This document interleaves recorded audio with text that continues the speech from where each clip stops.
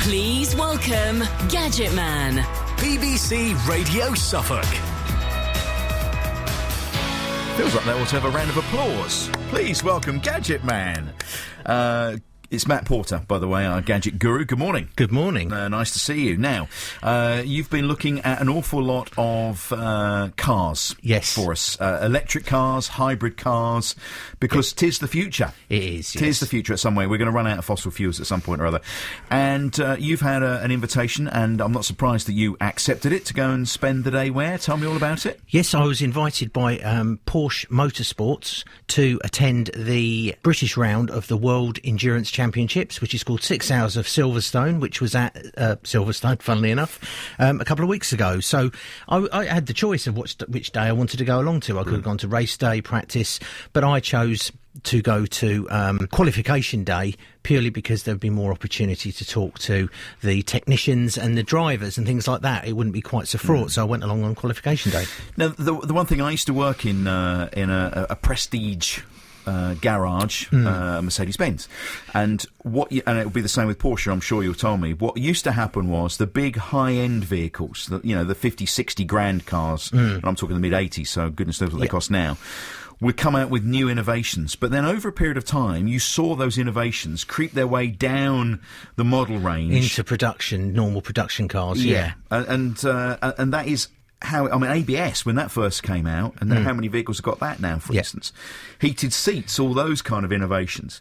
And is it the same with engine technology then? From what I understand, from speaking to them, it's the technology is really, someone like Porsche, who are a sports car manufacturer, their development comes down from their race cars, because they're driving them right on the very edge of their performance and handling and everything. So developments they make there, because it's so fast, the speed of development rather than the cars, they will find their way down very, very quickly, apparently, to their sports cars. And I suppose it's the same with NASA, isn't it? When people talk about the space program, we've seen lots and lots of things from that space program that have come into our everyday lives. That's right. Velcro, I believe, was one of the things that was developed for the space program. Everybody uses it every day. Yeah. So yes, it's nice to think that these technologies. I think that they've actually it's quicker than it used to be. It used to be quite a number of years for a car to go through development and come out the other side, in line with technology as it had progressed with computers. Now I think they're driving each other forward. Well, you look in some of the new vehicles now, and it is just gadget and gizmo and gadget, and very high-tech stuff. Now, the Porsche that you spoke to Mark Webber about, didn't you? I did. A hybrid vehicle? It's it's the Porsche 919 or 919 LMP1. LMP1 is the class of vehicle, but basically it's hybrid. So it has a 500 brake horsepower petrol engine, turbocharged V4, 2-litre, but it also has on the front axle, it has a 400 brake horsepower electric motor, and that motor is driven from a lithium-ion battery, which is charged at the start of the race, but is generated via energy recovery systems. It has a couple of them. It has the brakes on the front wheel, so as you brake, the kinetic energy recovery system pulls in that back to the battery. You're having a laugh. So the kinetic energy from braking... Yes. And this is standard in most cars now, electric cars and hybrids. Helps to charge the battery. It will recharge the battery, yeah. And also, on the exhaust manifold, exhaust outlet, it has a generator running on there, which is it's called an energy recuperation system.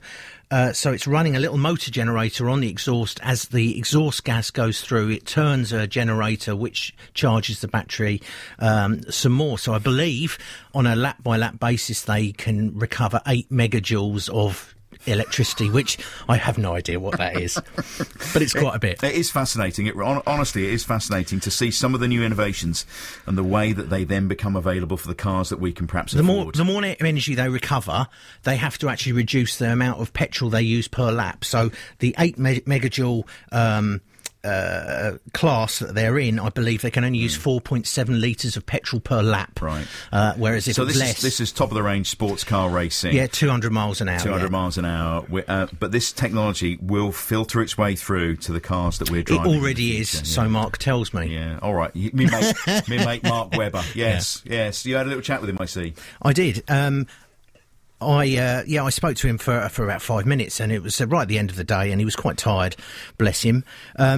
But I did ask him, I said, how are you finding moving from Formula One through to hybrid? Has it been a steep learning curve? It has, yeah. I mean, the technology is something which, as an industry, is quite aggressive. Yeah. I was a bit sceptical, obviously, when 5 or 6 years ago you started to hear this type of technology coming on the radar in the racing sense. Yeah. So obviously you got some penetration in automotive and production cars, obviously, but this has been stimulated very, very heavily, of course, from what we're doing here. Especially with Porsche, we do a huge transfer of technology from what we're doing on the race car to then everyday sports car. And I can see that. I mean, I see the same components coming pretty much from this machine into other cars in the future, which is quite awesome. My feeling why I was probably suspect was helped once I got to sample the technology. Are you surprised how much power the electric drivetrains can generate? Oh, unbelievable, especially there's no noise. Yeah, I mean, I personally, I've driven a couple of high-ends. I've driven a Tesla P85 Plus, which is 400 odd brake horsepower. I think there's a P85D which is 690 brake. And obviously the battery technology plays a part, because the smaller the cells are, the lighter they are, then obviously it gives you more power. And there's obviously very efficient electric motors as well.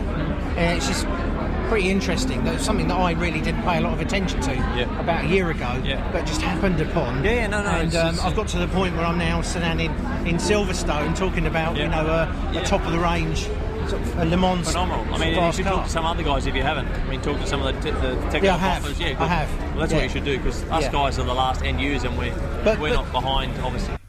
So there we are. It's fantastic technology, how it's moving on, and so many of these hybrid vehicles. You've talked about electric vehicles, pure electric, hybrid. Which do you prefer, pure electric or hybrid? It was difficult because they're all very, very different. If it was electrical, the Tesla Model S was massively better than anything else I drove, but then it was a very expensive sports car. The Golf electric was very good as well. Yeah. There's this whole thing of range anxiety, which people with electric cars still have. It's called range anxiety. Is that what it's called? Yeah. Am I going to get there on this charge? Am I going to get there on this charge? And you have to rethink the way that you drive a car like that, because we're used to driving cars as petrol engine cars or diesel. We go and fuel up every few days, and that lasts us for an X number of miles.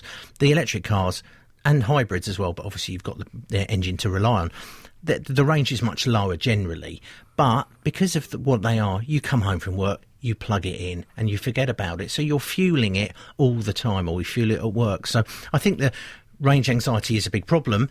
The battery technology, as I spoke to Porsche about it, even in the last year, they've halved the size of the batteries with the same power. So as the batteries get smaller, they will be able to fit into cars and therefore give you greater range. But I guess I prefer the electric cars because of the pure torque. Range anxiety for me is when I play golf, I'm afraid. I have a lot of range anxiety. Fascinating stuff, and it's just interesting to see how the stuff circles its way down to cars that you and me can drive. Right, yeah. It really is good stuff. Matt, thank you very much. Thank you very much. Our gadget guru this week.